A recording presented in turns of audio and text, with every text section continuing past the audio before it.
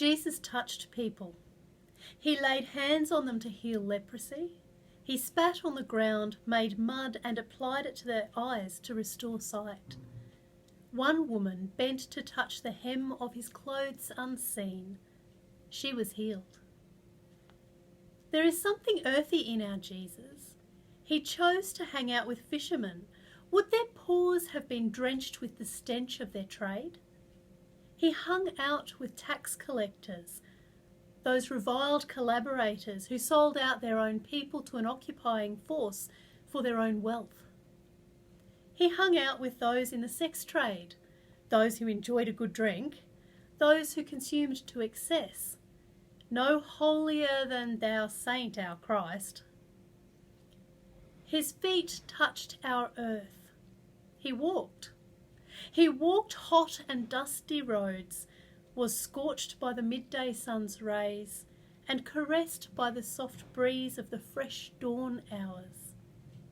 He would have known tired, gritty eyes and a nose caked with dust, the refreshment of cool water to the throat, and the joy of just washed feet. In his last week on earth, he touched and was touched.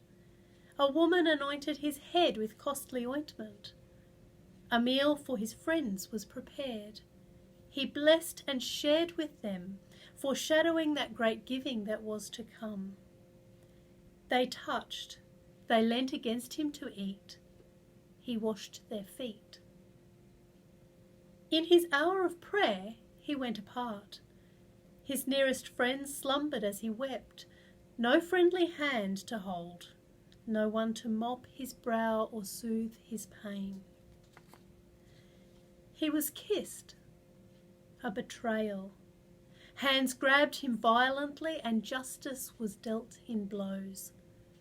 Pilate washed his hands he would not touch. He separated himself from that act of violent execution to come.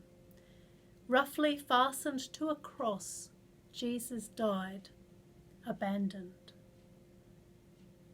Those who loved him touched him then, carefully took his abused form from the cross, hastily wrapped it and respectfully placed it in a grave.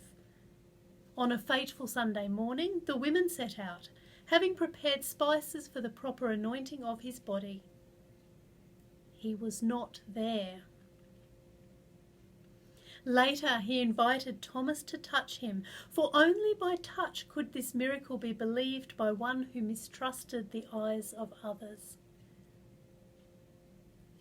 What does it mean for us to be separated from each other at this holy time? As we remember the one who touched, what does it mean for us to be keeping good social distance? As we cheer each other on through video calls and text messages, where can we see the one who was present, physically present, with the ill and the outcast, the source of life in the touch of a hand?